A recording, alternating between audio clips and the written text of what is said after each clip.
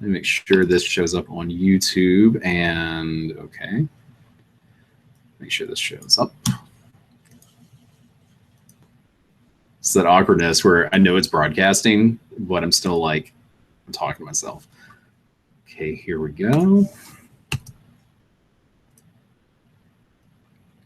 And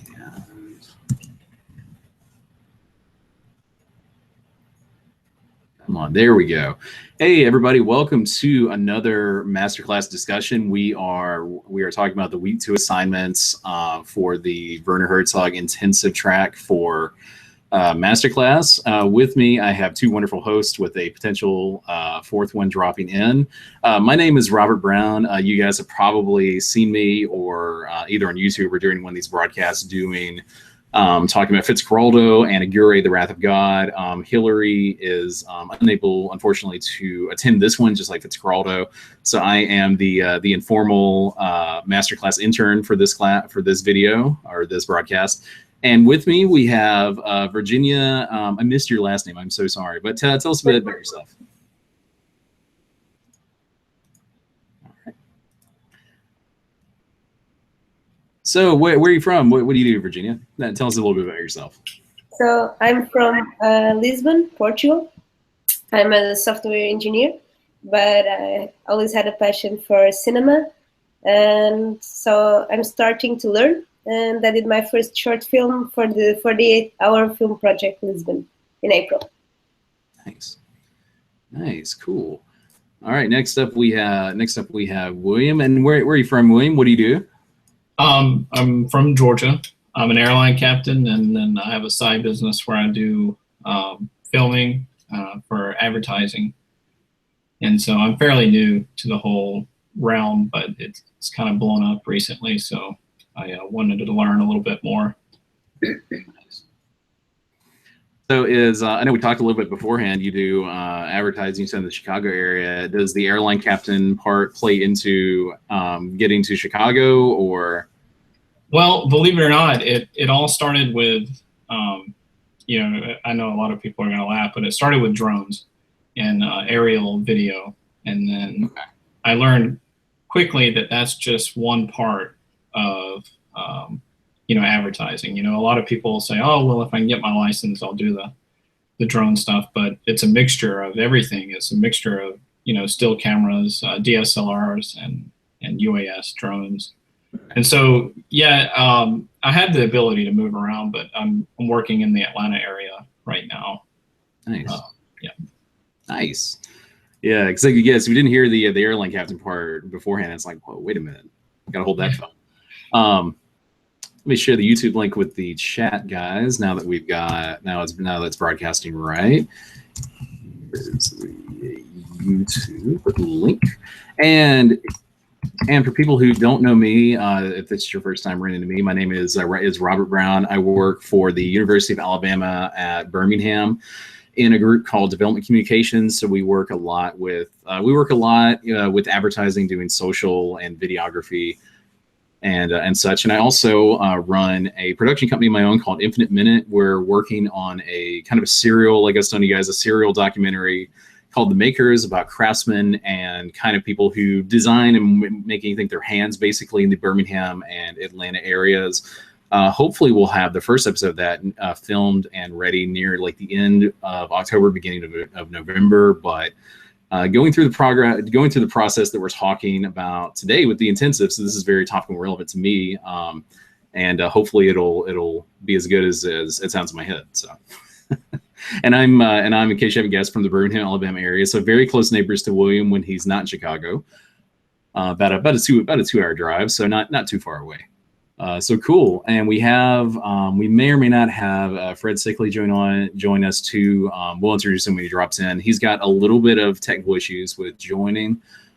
Obviously that's not going to keep us from continuing on, but hopefully we'll get him connected in short order. Yeah, too many windows, so I was trying to find my questions. So talking about the second week intensive, which covers I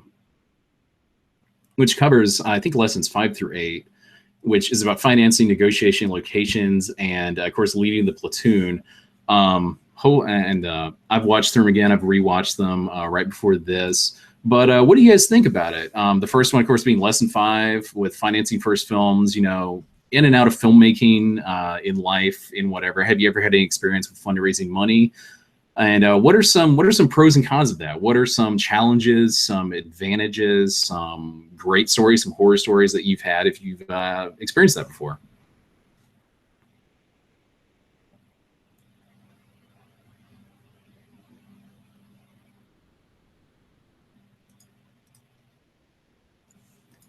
So I can go first. Yeah. I did. I never made a film with budget. So, but I have experienced fundraising for. Actually, it was this. We wanted to give a concert at my friend's house. It was a crowdfunding campaign from this band. So we needed to gather lots of money to have this surprise. So basically, I went around all my friends, and because it was this special thing, people gave the money. I think the most important thing is the message that you want to pass, whether it's a film or something else, or this NGO or something like that. I think the way you talk to people, and if they know it for something special, they will give you the money. So yeah. Yeah, I have to say for me, financing, I've been very careful.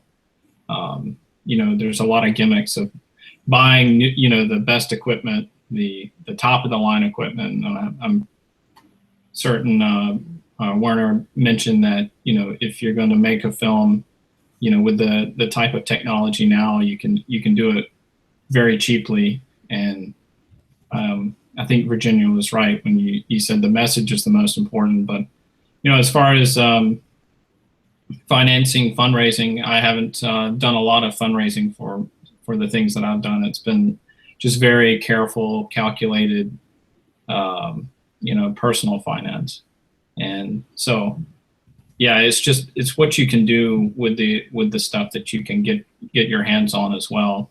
So I think that's the most important part, is just to portray the message with as much money as you can handle personally. Mm-hmm, definitely. Yeah, it's always about. Of course, I haven't done. We're not working with financiers right now specifically, but it'll be kind of a self-funded thing that we're doing. But we have done a little bit of fundraising with other projects. You know, getting people to invest in anything you want to do, be it books, be it movies, be it startup companies, which is one of the areas that I've worked with in the past. It's always about being as honest and as earnest as you can about needing it, what you need it for, and working with producers. They always want to know that it's a wise investment. They always want to know that you'll get a good return on investment if they do give you money. So being able to be as earnest and as honest during that process has been very helpful in my experience.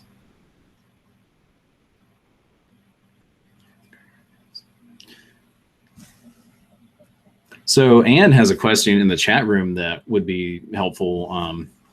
It's basically, how do you know what the going rate is for things so you don't overpay for those things in the process?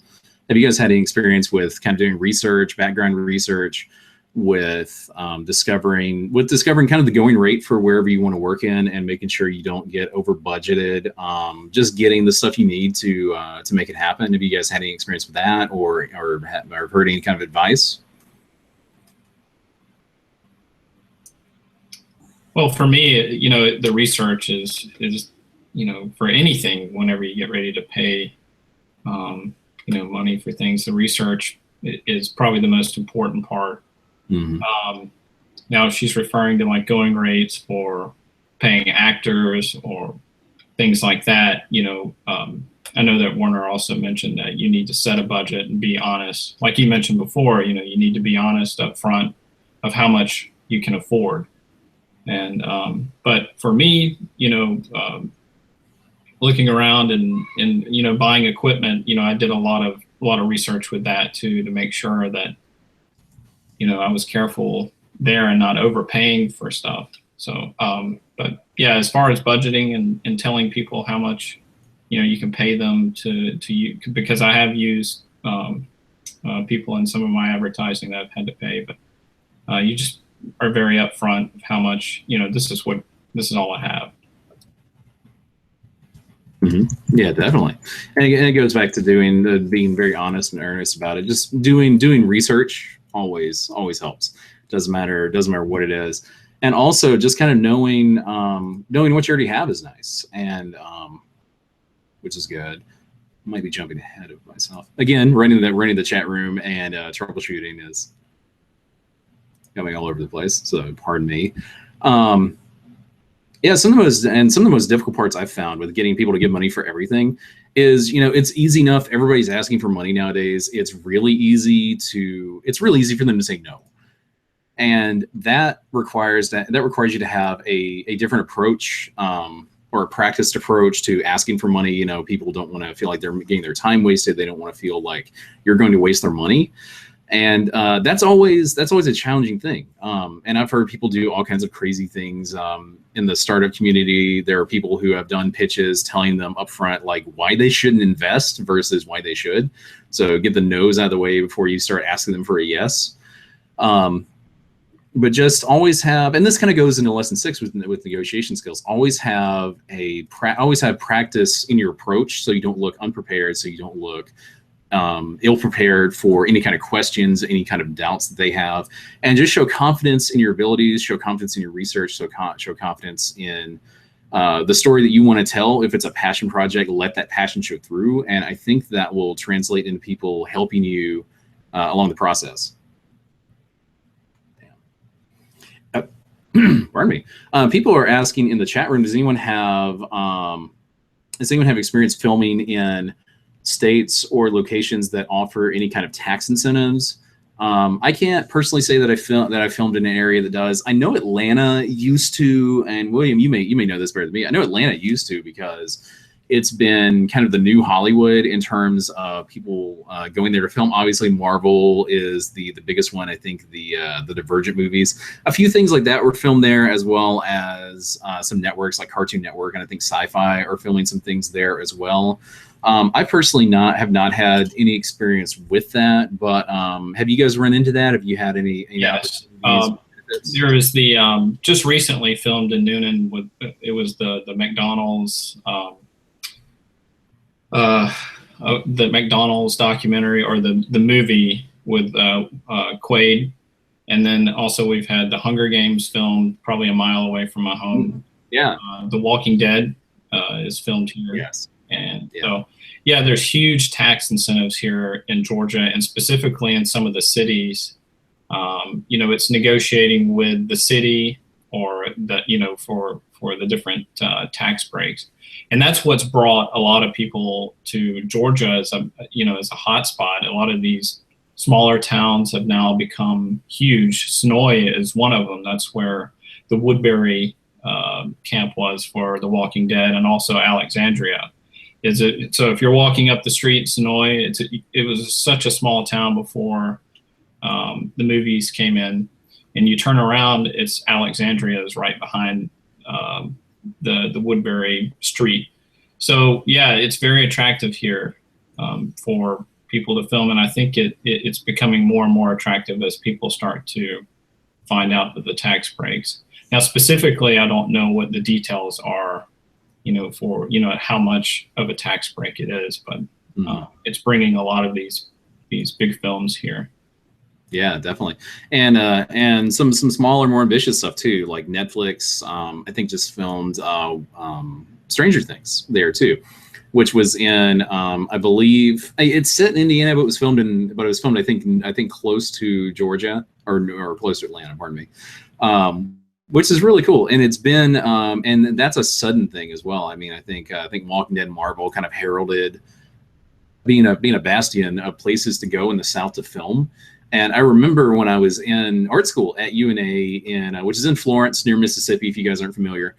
And I remember like they were flying out to LA, Chicago, like the traditional places that you would film at. And they were wishing, this was like 7-8 years ago, they were wishing for places they could film at that were close to home. And now Atlanta is 2 hours away, and it's basically everything you would want from LA or anywhere else. So it's the best of a little bit of everything right now, which is nice. A few people are asking about like Chicago, I think was one, North Carolina was one. I have heard some people shooting some film projects in North Carolina. I did see a film project, I think at Dragon Con in Atlanta at the start of September that was filmed in North Carolina, I think using some kind of tax breaks. So I think North Carolina might be a good place to go, but that would be a really good follow-up question to post in, do some research and post to the Facebook group afterwards, because I don't have the best experience with it, but I know there's a bunch out there that's not just like, go to LA and shoot or go to Atlanta and shoot. It's easier than ever to get funding, get benefits in basically anywhere you want to shoot at, which is real magical nowadays. Has anybody had any experiences with doing crowdfunding, anything Kickstarter or Indiegogo? There are multitudes of places that you can crowdfund and kind of share your story and hopefully get money to tell more of your story on the internet. Have you guys had any experience using that with any success? Any problems with it? What's your story?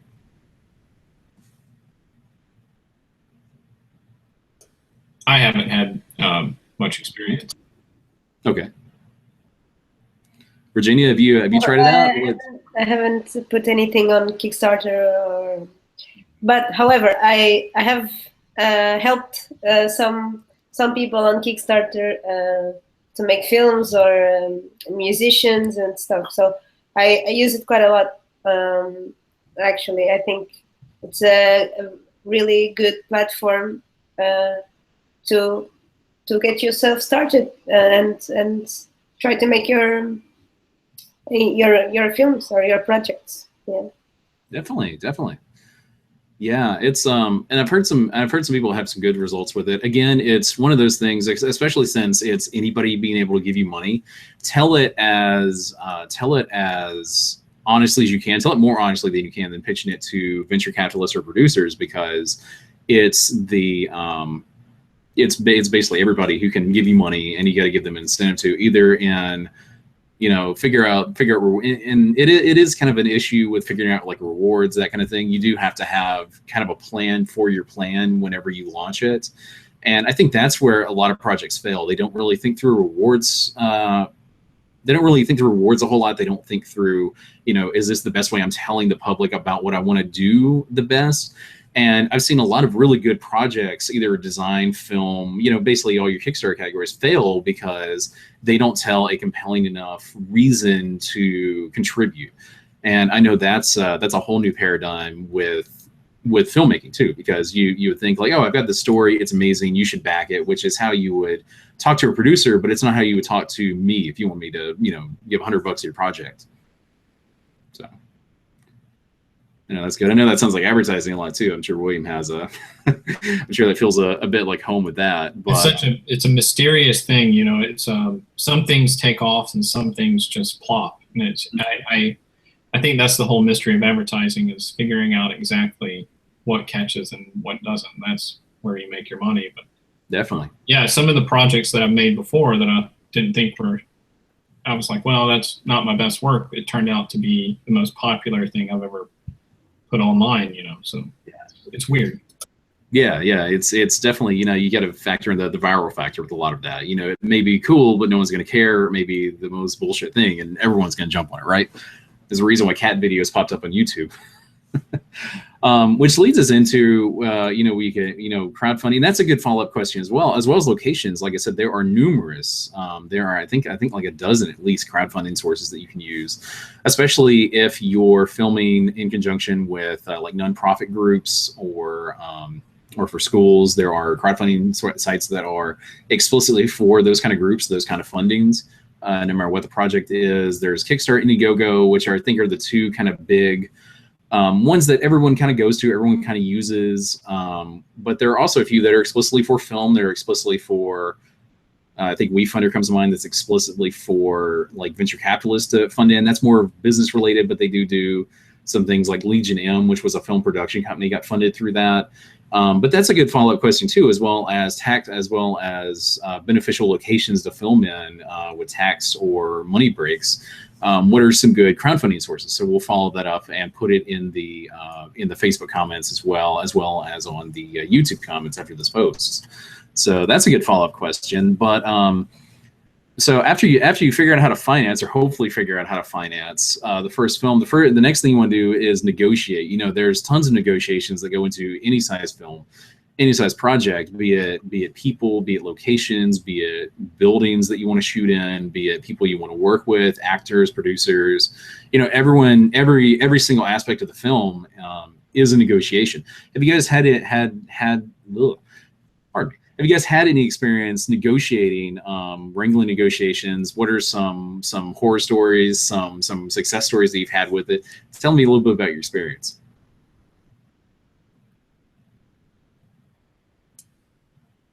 Do you want to go first, Virginia, or would you like me to? Yeah, so I can say, you know, this with confidence that, you know, you need to have everything in writing. When I first started, you know, doing some advertising, we had some verbal agreements, and you know, it didn't work out in the end. Let's put it that way. So, if you do any kind of negotiating, it needs to be, you know, in writing so that you can refer back to it if something ever does go wrong, because they usually do. Sometimes, not all the time, but yeah, as far as negotiating goes, you know, from what I've done, I started off with just verbal agreements, and then I quickly realized I needed to put licenses and rights inside of a contract. So that was important for me.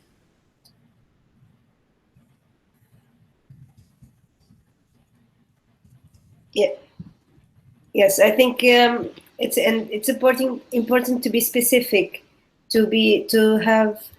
When you negotiate, you can put ideas in general, because then when you go out there and you're doing your stuff, all things can happen, and if you're not detailed enough, it can backfire, you know. But you didn't talk about this, or it wasn't supposed to happen like that, and people will always try to, you know, get their way. So you have to also watch your back by being specific and plan different scenarios. Plan A if everything goes as planned, but I think you should try to have a plan B and a plan C. If this goes wrong, what can we do? If that goes wrong, what can we do? To have always a way out, I think. So when you negotiate, I think you should try. Of course, you won't focus on the bad stuff can happen, but I think you have to try to watch your back and have like this safety net by being specific. Yeah, definitely. Yeah, specifics are never a bad thing, as William and Virginia have said. I know from just like William doing advertising and branding before I got hired at UAB and working with larger corporations internally, where someone else would basically handle it, right? Pardon me. But negotiation, but specificity. Specifics are everything. You need to, you know, if you think it may come up in conversation, if you think it may be an issue, get it in writing that you've agreed to it. Verbal agreements. Werner talks a lot about, you know, handshakes used to be the only bond you needed. Unfortunately, with a lot of productions, things are a little more jaded now. So you need to be specific. You need to have it in writing. If you agree on something with money, if you agree on something location, if someone can borrow this, get it in writing. If you have any kind of agreement, anything that you think may come up as a potential discussion or debate, or in worst case scenario, a legal dispute or any kind of dispute at all, put it in writing. I do agree with Werner about not getting lawyers involved with most of the negotiations, because they don't necessarily argue for you in a way that you may agree with. I do agree with the need to be very hands-on with negotiations, with the specifics. But with that, it does, it does take some practice. The first contracts that I got owning my own business are not as specific and not as well thought out as something I'd write today if I was working with somebody. So it definitely takes some progress, some process, or not process. It definitely takes some practice. This is me doing too many things at once, by the way.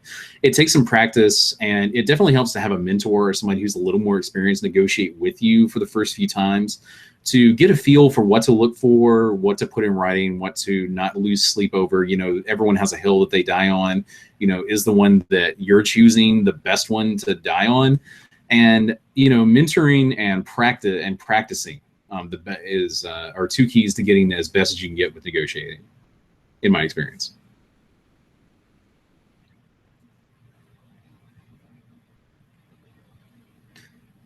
And Colin is saying, Colin is talking in the chat room about I think crowdfunding. I'll read through that and then I'll circle back to that after that. So does anyone have any other nuggets of wisdom on negotiating, or anything you want to add? Any last thoughts? Yeah, I would say if you do decide to go with a verbal agreement, just be willing to lose whatever it is that you agreed to, whether it be money or anything. If it's a friendship, be willing to lose, that money or friendship. If it is a verbal agreement, it happens. Yeah. Financial agreements, for what it's worth, a great rule of thumb for financial agreements is to always, if there's money or expensive shit involved, always get it in writing. because that can definitely ruin a friendship. It can definitely ruin a collaboration. If you've worked with somebody, if you've worked with a group or a producer a long time, and you're like, oh, just this once we'll agree. That's going to be, no matter how many smooth conversations you've had before, how many smooth collaborations you've had, that's going to be the one thing, just because it's like karma, right? Just because that's the one verbal agreement you had, that's going to be the one that messes up. So especially if it's anything that's a substantial money investment, either through equipment or anything else, always get it in writing. That's the hardest lesson to learn if you don't do it. All right, so I think we about wrapped up negotiations. Locations. Werner says to get away with film. What does it mean to you? What are some examples you've seen of this, either in your own work or other people's work? What have you learned from that lesson or that experience?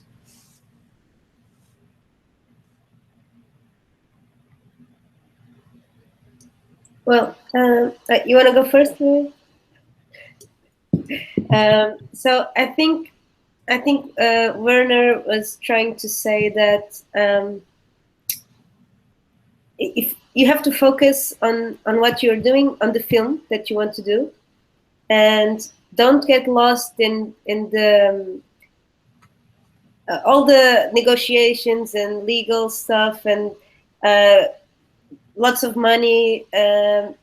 It's not. You can make a film with always less than you think. You don't need all that big stuff. However, focus on the absolute things that you do need, and then just do it. So and try to overcome and be practical, because in the end, what you have, it's a movie. So I think what he was trying to say, it's sometimes people get lost on, oh, should I get this camera or that mic or that big actor?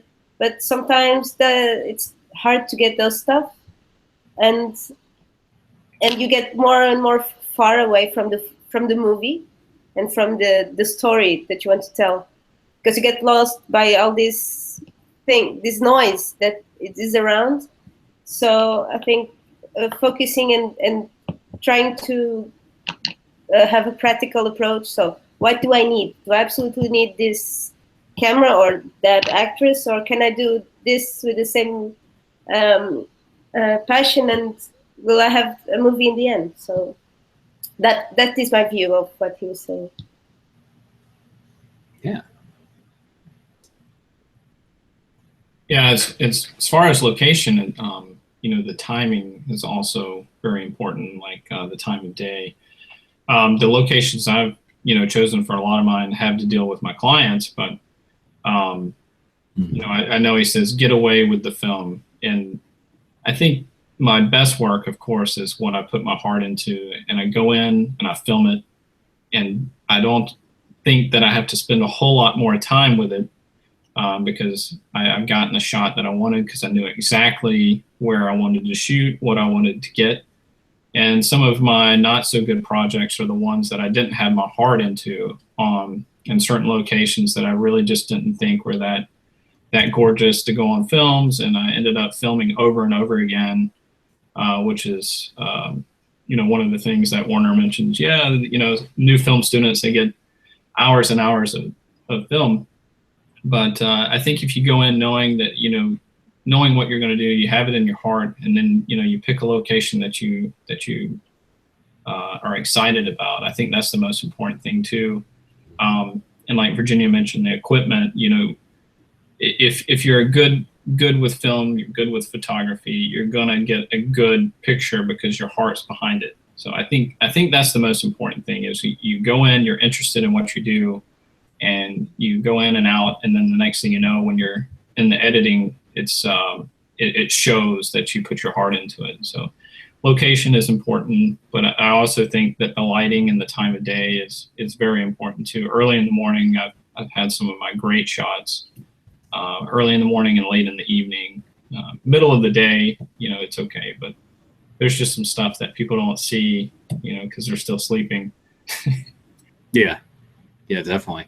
Yeah, early morning or dusk, and this is the photography I'm talking. I always like shooting that because it's just so much more dramatic in what you do versus shooting midday where everything's kind of evenly lit by natural light. It's terrible.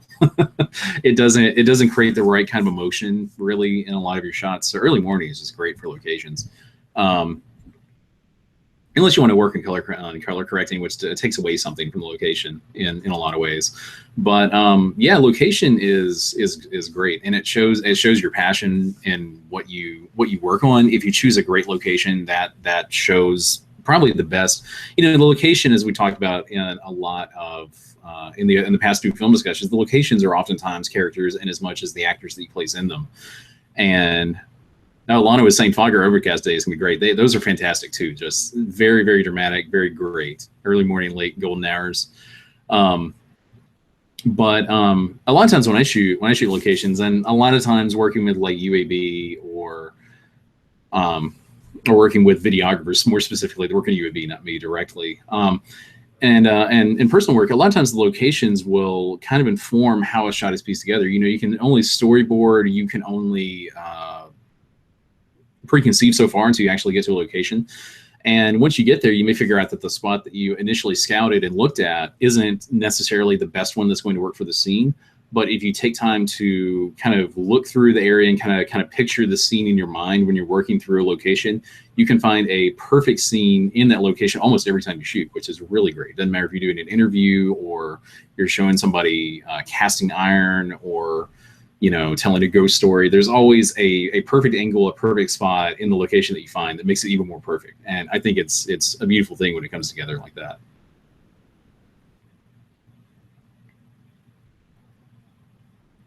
Fog is a free softbox. I definitely agree with that. Yeah, it makes everything just beautifully evenly lit, unlike the lighting in my studio room. And I also think if you spend some time, whichever location that you choose, spending just a little bit of time there without any equipment and just yourself observing, even if you're just kind of hanging out, sitting down in a chair, looking around, I think that adds to your arsenal of thoughts before you go in to do a film. Definitely. Yeah, it always helps. All right. So does anybody have, let's see, anybody have any last thoughts on that, or feeling good about it? All right. And finally, lesson 8, how do you build about leading the platoon? How do you build and maintain your confidence leading your crew if you work with a crew?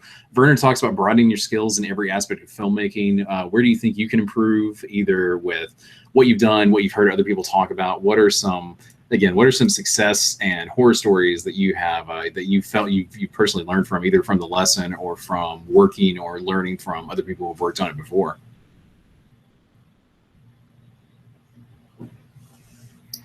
Well, I can only talk about my small experience when shooting on the 48-hour film project. Mhm. So because we had a very short time, uh, it could get a little stressful. But I tried always to maintain this like playful attitude towards my crew and the actors. But however, I myself was getting stressed a couple of times because we weren't the time was passing by and I couldn't get the shot. So, but then you have to, how do you say? I realized that I was being stressful and it wasn't working. So you have to check on yourself and try to always have this good environment around.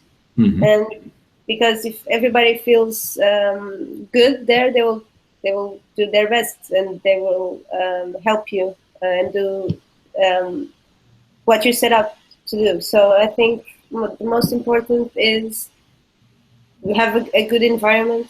So you have to know the people and they have to trust each other and have the same a goal. So you have to be aligned to do the same thing. That you have to know exactly what you want to do and talk to them and transmit that message. I think. Definitely. Yeah, definitely. Where I mean, you never want to work with somebody, either contracting or doing your own project. You never want to. Pardon me again. You never want to work with somebody who is immensely dictatorial with what they do because they just drag everybody down and they make the entire thing just a massive pain in the ass to work with. And whenever I work with anybody on any kind of project, be it video, be it doing videos or working on, just working with clients, doing marketing or branding for them, I always want to make sure we have a good relationship going in and throughout the project, because the minute someone loses morale, they lose interest in the project, and that reflects directly in the work that you ultimately produce that everyone else sees. And if you see it, that means the public, the general public, is definitely seeing it as well, and that's definitely not a thing you want them to notice. Yeah, I completely agree. I can speak about leadership from other roles besides film, and we have something in the airline called CRM, which is crew resource management. Mm-hmm.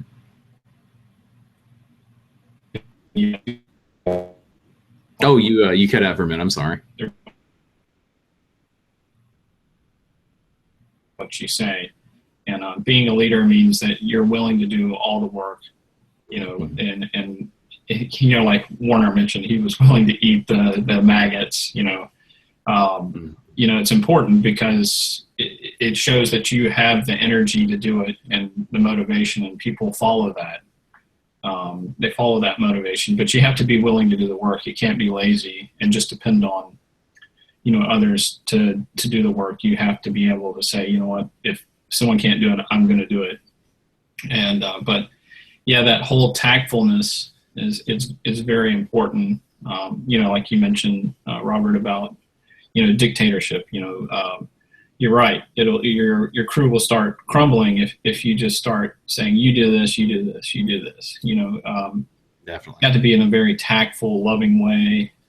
And then people will be attracted to that type of personality, and they'll want to, meet your goals with you. So, I like what Alana said about it. She said that, a strong leader reduces bullshit on set, and that's very true with everything, with just everything in life. It's a good life quote right there. If you reduce the amount of bullshit in your crew, no matter what you're working on, it shows through.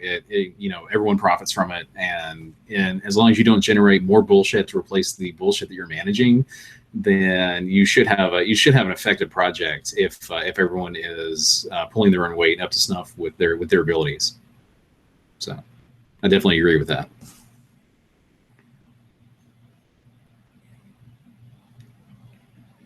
She also says there's no way she's eating maggots, and I definitely agree with that. I'm a, yeah. get my protein some other way. So with that, that's kind of the overview with the lessons that we've gone through. Let's see. David already mentioned something in the chat room. I'll probably circle back to. So that's the lesson review, and then there are a couple of assignments that we did specifically with scouting locations, creating budgets, and we kind of talked about this a little bit already. But what do you look for when you create a budget? What's the most difficult part for you? What's the most expensive part for you in creating your film, be it people, equipment, or actors, locations? What have been kind of the challenges and the not so challenging aspects of budgeting for your film project?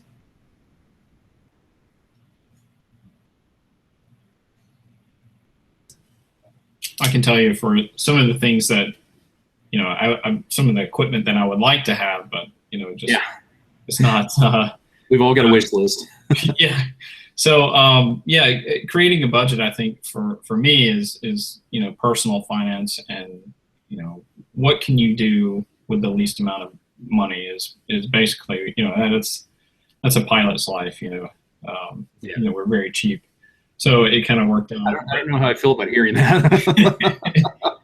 So yeah, you know, for me, creating a budget, it was kind of like a stepping stone, you know, because I'm speaking specifically about my business. So I started with minimal equipment to when I first started.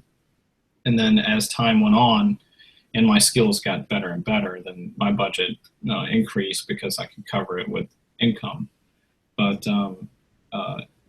I think the most difficult part of creating a budget is everything that's out there, all these gadgets and everything, and you know, I think that would make it look a little bit better, or that's the, you know, the next best drone, you know, $5,000 drone, that would be awesome, but you know, I'm working with a $400 drone, and to tell you the truth, if you put your heart behind some of these things, they tend to look just as good or better than what, you know, someone goes in and just throws money at, you know, $5,000 piece of equipment and it doesn't look good. Yeah.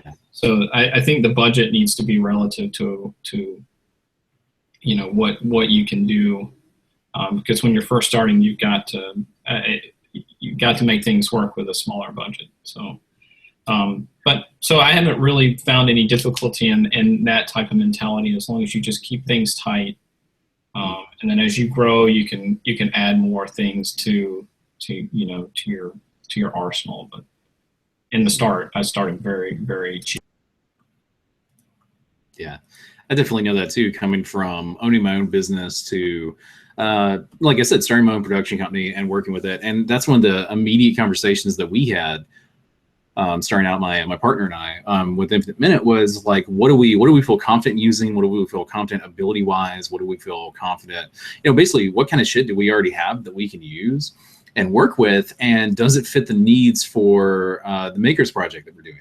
You know, and if it doesn't, what do we need to do? What do we need to do that? Is it cheap? If it's not cheap, how can we make it cheap? And try to figure that out as much as we can. Try to figure out, you know, basically take an inventory. Inventory is a budget in and of itself, in that it's stuff you already have or stuff that you would like to have to make something successful. And then figure out, you know, if it's something you can't do, like maybe we're not good at editing or doing title sequencing or just something, special effects, figure out who we know, you know, call and say, who do we have that we can call in favors to, and maybe get a lesser rate for, not to shortchange anybody, but basically, again, knowing use our resources in the most efficient manner possible. And then after that, start looking at outward stuff. You know, this is what we would like to have to make this the best it could possibly be. How much is it going to cost? And then, to me, factor that into a spreadsheet that I've tentatively got called like a wish list right now. Factor that into a spreadsheet, and ultimately that transforms into the monetary proposal that we would ask for someone to produce. And right now, I think it's only like $2,000. I say only, but still. You know, but we've done that by keeping costs low and basically inventorying everything that we have to work with right now, be it skills or equipment or people, and going forward from there. So I definitely agree with William. Did you have a similar experience making your film, Virginia? What was your budgeting process like? What did you learn from it? So my film was really low budget, but because, well, I have some gear, but it's minimal gear, and that I've been acquiring over the years. Some are good and expensive, but some are not so good. But it's enough for beginning to start to have something. But I try to set this goal when I try to budget. Okay, I won't spend more than, let's say, 100 euros or dollars.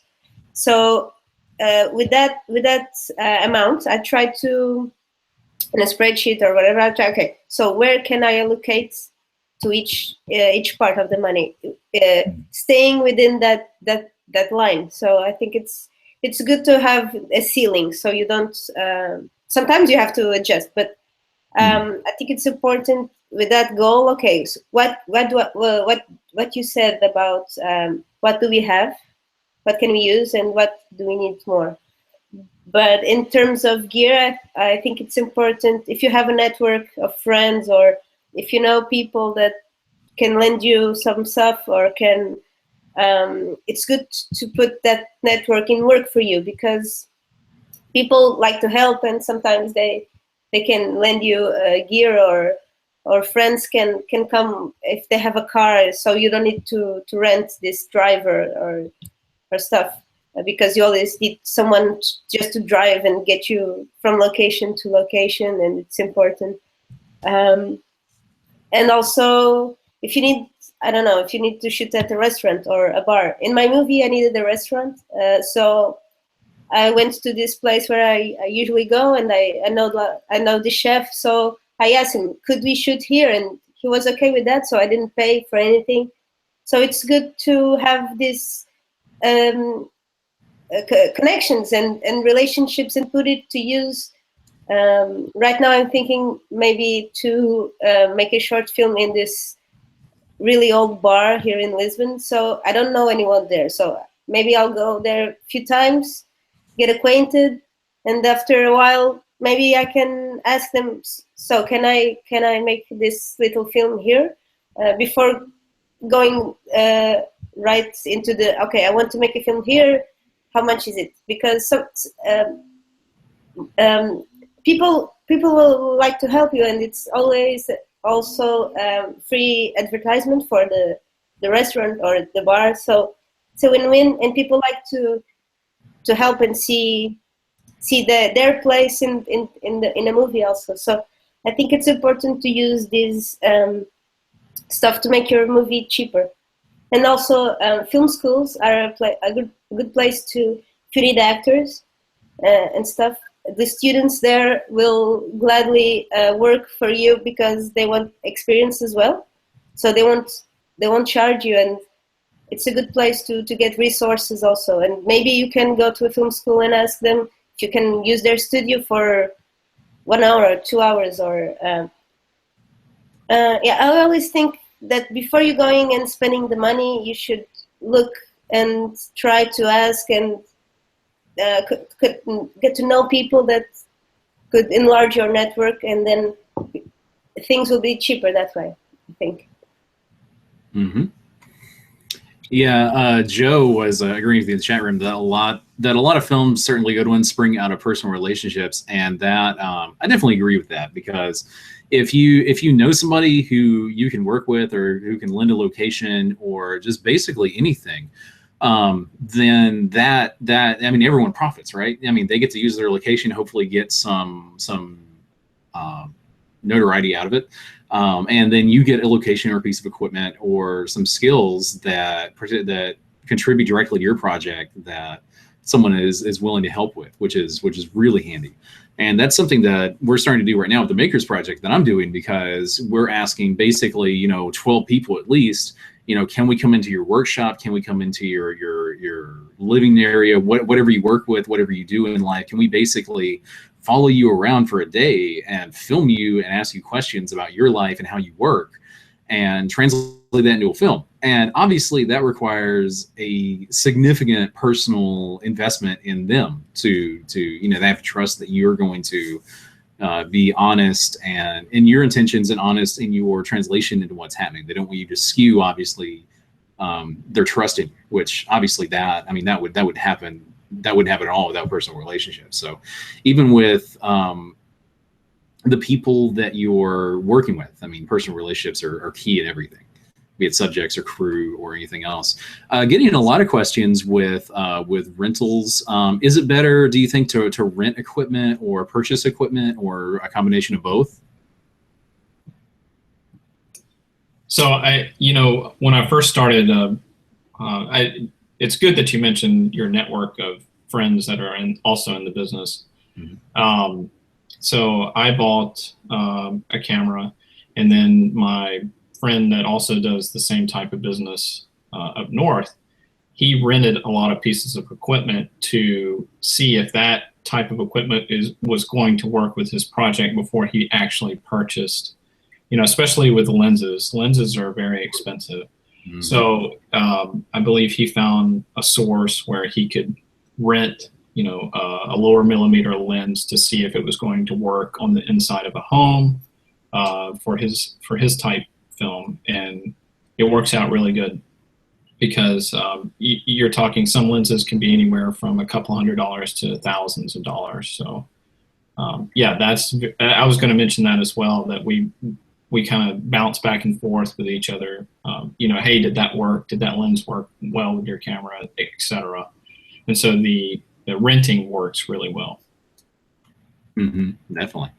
Yeah, and especially when you're producing or planning, like if I'm doing a video for like a sports team or something that requires like one of those like super zoom lenses, obviously, that's something that I may personally do once every like 10 years or something. Or like I had a video project that I really wanted to do when I started doing videos, that was an advertising for iPhone repair, where it was a high-speed shot of a Magnum shooting through an iPhone.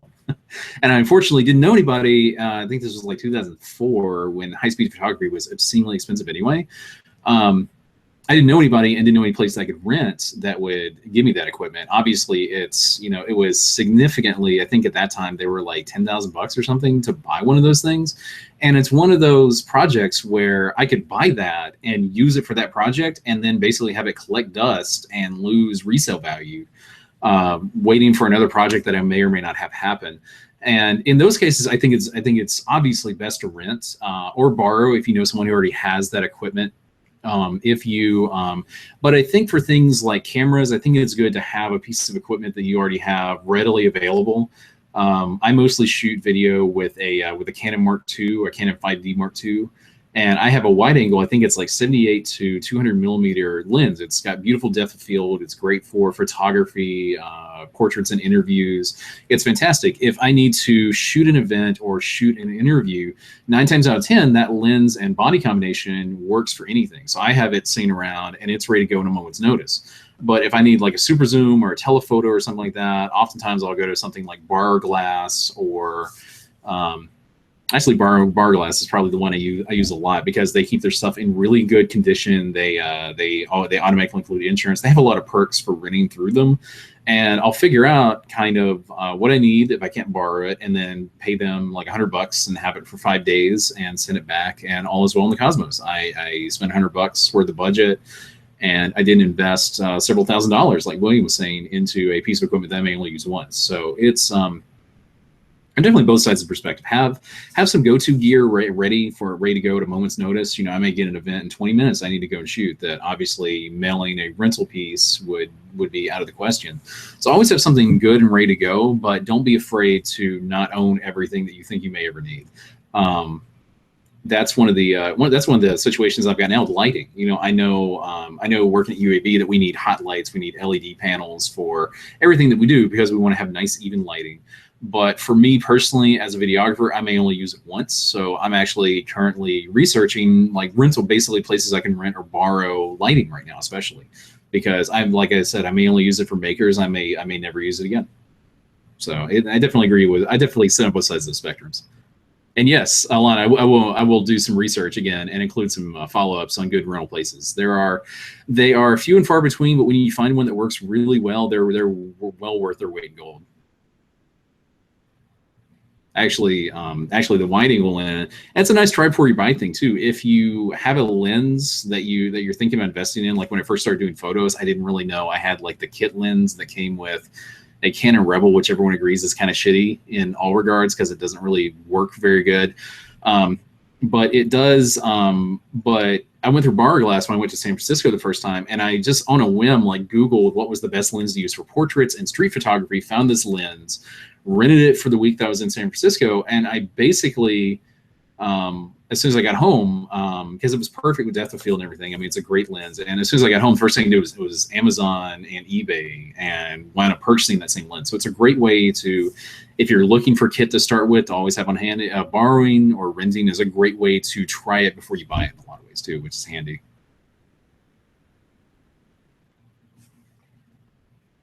Yeah.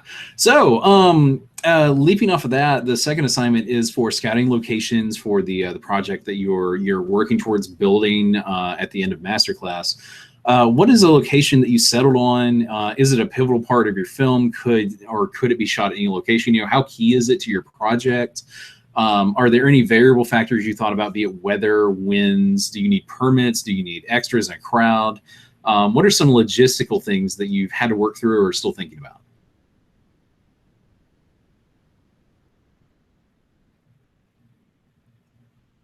So, well, there's this very old part, David Lynch kind of, it's velvet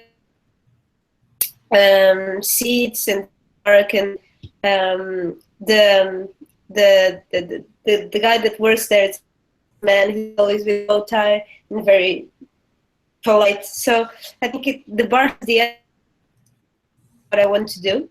So it will be, if I can, it will be hard to find another place like that atmosphere. So I'm trying to maybe get in touch with the owners or the people there and ask if they could there a couple of hours or so, but I'm not going to ask for like a legal permit and stuff. I'm on the basis of going there, have a drink, and talk about it and see what they feel like it. So it's my.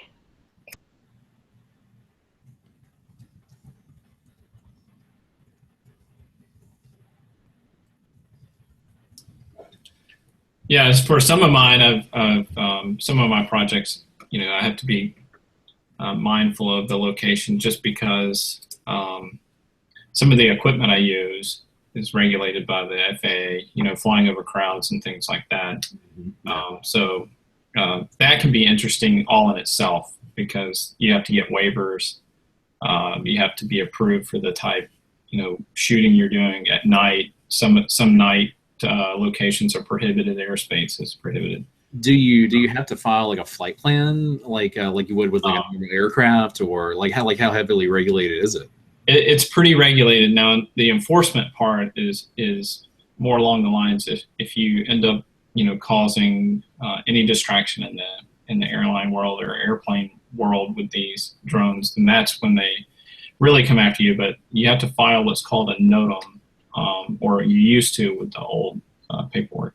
And that's a notice to other pilots that, hey, you're flying a drone over this city from these altitudes. And so that's the type of permit that you have to get for these type of cameras. Now, if you're on the ground, then, you know, it's not a big deal. But yeah, there's a lot of paperwork behind that. And it's a whole class in itself to use, you know, these drones or UASs. But the other part, I guess you guys kind of touched on it too, is your relationship with people. And so here in town, I've got a really good relationship with everyone, including the city, the mayor, etc. So I haven't had a lot of trouble with, you know, going in, like Virginia mentioned, the businesses and saying, hey, you know, you mind if I film here or film there, and then some advertising, they actually asked me to film there, so they're giving me permission for that. Yeah, I haven't had a whole lot of difficulty, but weather is a big factor too. I think we mentioned like time of day is very important, and then obviously you can't fly in bad rainy conditions. Some of the equipment that you carry can be expensive, so you have to be careful with rain, etc. Actually, I did a sort of a stupid thing last night. I was doing a time lapse, and I was going to go out and get my camera this morning to find out that it was covered in water from the dew. So you have to be careful about different elements, of course. But yeah, I haven't had a whole lot of trouble just because we have so many places to film in Georgia that are desolate, and but yeah, that's yeah. Obviously, filming in rural Georgia is different than filming a project, flying a drone over San Francisco or New York. Obviously that's a little more heavily regulated, just because you have to worry about, what if it crashes into something? What if it crashes in a street? What if you break it through somebody's apartment window? And if we're in the middle of the woods in Birmingham, we don't have to worry about that, really. Yeah, and these things, they're prohibited in New York City right now, unless if you have some type of special permit. But it's extremely difficult to get, a permit in big cities, like New York.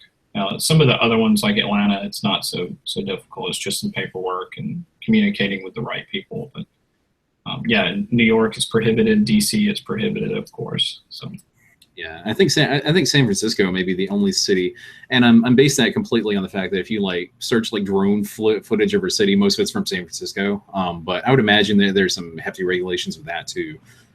Just again, for just minor safety considerations, annoyances, make sure you're not violating any keeping the peace agreements or whatever, right, or legal statutes. Just there's a lot of little things that drones, they're considered. I mean, even though they're heavily useful, because they did some drone footage for a UAV video I unfortunately was not involved with. It looked great. I mean, it's great what it does. It's fantastic what it works on. But for people who don't see it as a tool, they see it as an annoyance. And a lot of that has to do with how do we distill that annoyance and still make it a good project. Yeah. Joe said you can just put a GoPro on a bird and get a makeshift drone. Yeah, there you go. Or tie a string to it, and it's no longer a drone; it's a kite. So there you go. then you're filming via carrier pigeon. So that's right. I don't think there's any regulations on that. No, I don't think so. Yeah, and that's one of the biggest things I've got to research with my Makers project is really the location scouting is different for everybody we would shoot an episode with. So if I'm shooting somebody at Sloss Furnace or one of the ironwork groups, obviously where we're scanning the location is going to be where they work at. If you build furniture, you're not going to go to a coffee shop and talk about making wood. It's not going to be or making things with wood. It's not going to be as attractive or as compelling as seeing them in their workshop actually working. So every one of the episodes is kind of dependent on locations, as dependent on our relationship with the person that we're filming with, and that kind of dictates what it goes through. Filming somebody hammering iron, there's significant concerns with exposure versus somebody who's sanding a piece of wood. Obviously, red hot iron will affect your exposure in a different way. So a lot of the location scouting really has to do right now with we're trying to figure out who we want to talk to, and basically we're going to go up there and say hey, we have this project, we really want to get you involved. Somebody said, or maybe you said you'd be willing to participate in this project. Can we hang out in your shop for an hour and get a feel for it, and then tell a story about you based on your question, based on your experiences and your interaction with this location. So in a lot of ways, with a kite with an engine on it, just make a hang glider. Sorry, chat room. So a lot of that is dependent on it. We shot a preview with a place called Yellowhammer Creative, and basically the way I pitched it to them was I really want to shoot a preview for this idea, and they were really on board with it. And they were like, yeah, you can do that. And I'm like, basically what I really want to do is just spend 30 minutes in your studio talking to people, making them comfortable with my presence there, and also figuring out where would be the best angles, best things to shoot. and then spent about an hour and a half actually shooting that, the way we worked it, we had them pull a print of the logo for the project on some shirts and basically shot that process and carried it through. But a lot of it was really made up on the set when we were on the location. And so I have, I guess, a unique problem because I don't really know beforehand necessarily. Yellowhammer is very restrictive about who goes behind the scenes. And that could be true for all the 12 people we want to shoot with. So I've got a very interesting problem I've created for myself in that respect.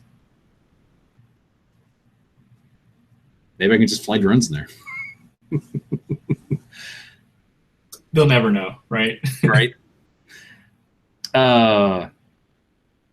Alberta said that she hears that peregrines have high trainability, so we can always train.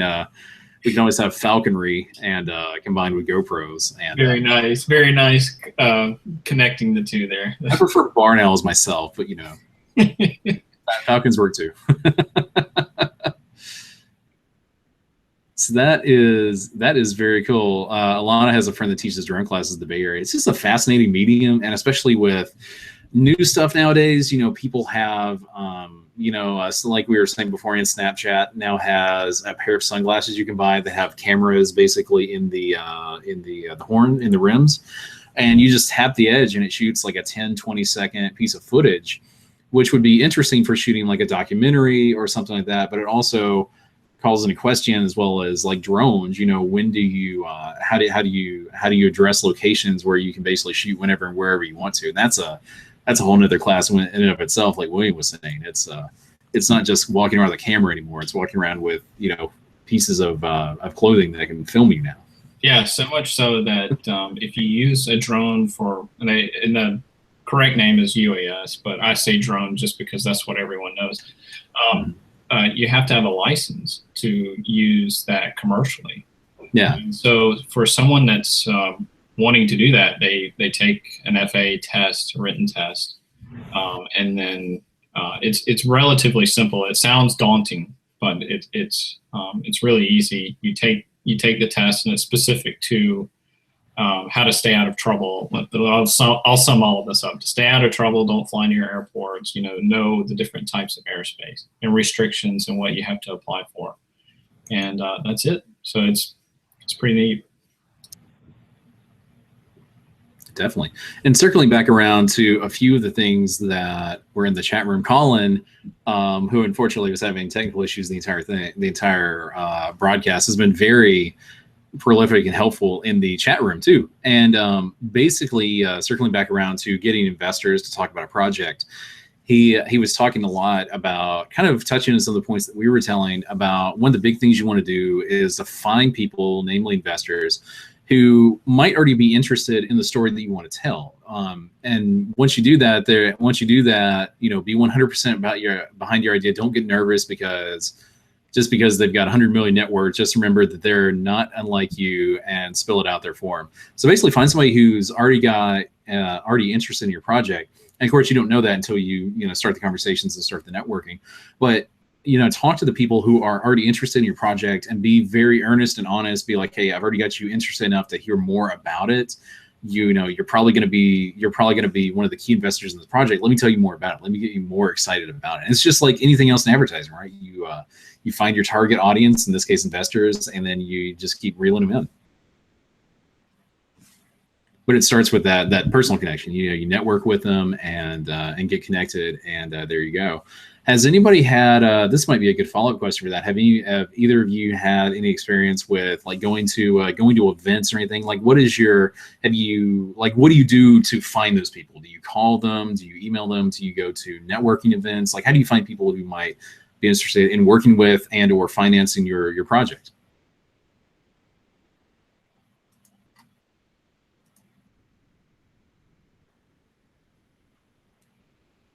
Well, I think it's more friends of a friends of a friends. So you pay attention who your friends know or who your friends might know or where they work, and you keep in mind, you keep a register of what companies they work or what kind of friends do they have, where they live, if they have a house on the country or a house at the beach, or it's more like when you go out for drinks, maybe they invite people from a different background than yours, and then you talk and just things happen. I met this guy. He's a developer like me, but he's also a magician. He does card tricks, and he's very, very good. So now I'll be doing some short film with him, because I said, oh, I would love to shoot something with you, and he said, oh, all right. So I think it's very spontaneous how these things work. However, I try to go to, whenever there are meetups here in Lisbon, filmmaking meetups or workshops, or all kinds of master classes or film festivals. I try to go and also network there. It's a very good meeting to get to know other people in the same in this business, and you just talk and share contacts, and I think it's very good. It's a very good way to meet people. Definitely. I found it similar. Like, people I talk to, we all kind of like the masterclass is very interesting too, because Robert, you're someone I've never talked to before, and Virginia, you're someone I've never talked to before. So this type of event, even though it's an online event, it's you're starting to meet people from all over the world. So definitely, and then also the things that I do, I go to conventions, I go and talk to other people that have the same interests. It's almost like like if you have certain hobbies like pottery or something, you're going to end up meeting other people that have that same hobby and talking to them and finding out information about different things, and indeed, it just spreads out from there. So. Yeah, indeed. Yeah, Birmingham is very unfortunate to be, or not very unfortunate, still waking up, sorry. It's still is very fortunate to be very close to Atlanta. But before then, they have had, I think it's like the 20th year or so, they've had the things like the Sidewalk Film Festival and things like that. And they've started doing things like Sidewalk Salon, which is a monthly, basically meetup of people to meet at like Rojo or some other bar, and basically talk about their craft for an hour and a half, talk about basically talk about the ins and outs of their trade, what have they learned, let's pick a topic and just talk about it for 2 hours. And that's been very helpful. Different events like Sidewalk or things like Dragon Con, and just going through, and like you said, if you're passionate about something, you will inevitably run into somebody who is equally passionate about what you're doing, and only good things come from that. I went to Dragon Con not necessarily to meet other filmmakers, but I would run into, I would go to Caribou Coffee right beside Peachtree Center, and I ran into an animator that was doing one of the film festival circuits. We talked for an hour before and after the film screening of his short film, just about animation and craft, and how does that translate. I know how to use a camera, but how does storytelling translate to animation? And just talking craft about something we're both familiar with, and then talking about equal and opposite aspects of it, which was, a conversation that would have never happened if I'd have just, stayed home and not extended that passionate conversation. Have you guys used Facebook for anything? There are a couple of filmmaking meetups and Facebook groups in the central North Alabama area that are kind of hit or miss sometimes. Sometimes people will show up, sometimes they won't. The Sidewalk Salons notwithstanding. Have you guys had any luck with meeting people digitally or online? What have your success rates been with that? So I can tell you, it's kind of weird how this works. Like the different types of cameras that I've bought, I subscribe to some of the Facebook groups specifically for that camera to see if, how people are using it and like that. And even though it's a very mechanical thing, it's very specific. You'll notice in some of those groups that you can befriend some of these people that say, oh, well, look at what I've done. And they'll show pictures that they've taken or movies that they've done. So yeah, the social media aspect is great. It's just like this, where you can talk to people all over the world and get experience that way. But Facebook has been very useful for me. And also, again, you can find out about these events through Facebook, Definitely. Yeah. Definitely. yeah, it's been a useful tool in a lot of ways. Those groups make a lot of sense from a lot of it does, for a lot of and then if like in the case of the makers, if specifically the kind of people that you want to talk to, that you want to involve with a film, you can also branch out in those areas and be like, hey, I'm making a film about makers, handcrafters, do you want to lend your story to us? Are you interested in talking to us, letting us film you, and getting responses that way? And that's a really great way to network. If you're doing documentaries, obviously, it's a really great way to network and figure out where your ends are in the area that you're trying to interact with in your films too, which have been very interesting. Yeah. So does anybody have any last nuggets of wisdom, any ideas or thoughts or final send-offs? What are you guys looking forward to most in in week 3 of the intensive, or any of the other lessons? What's next?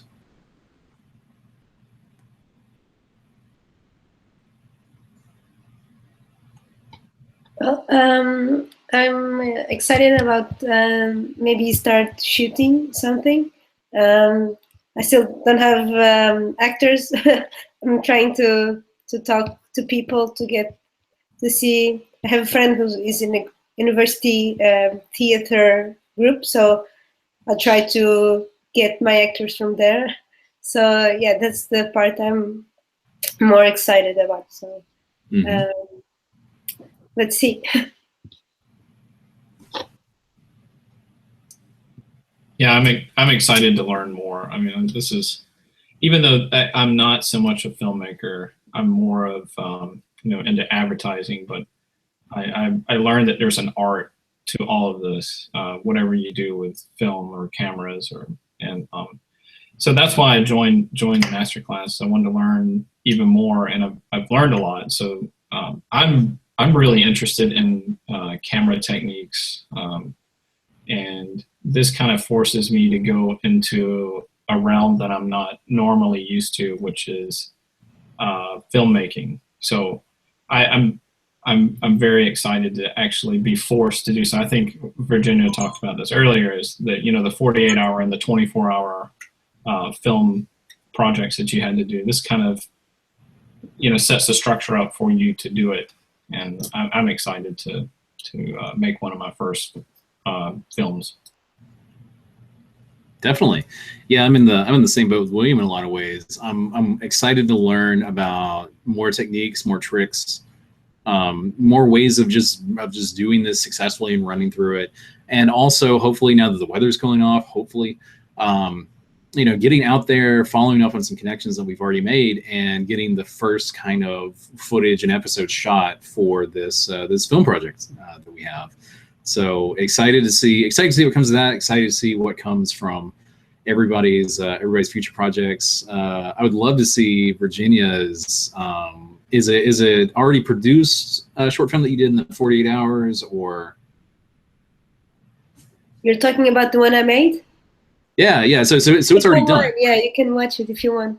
Yeah, I would love to see. I can share the video.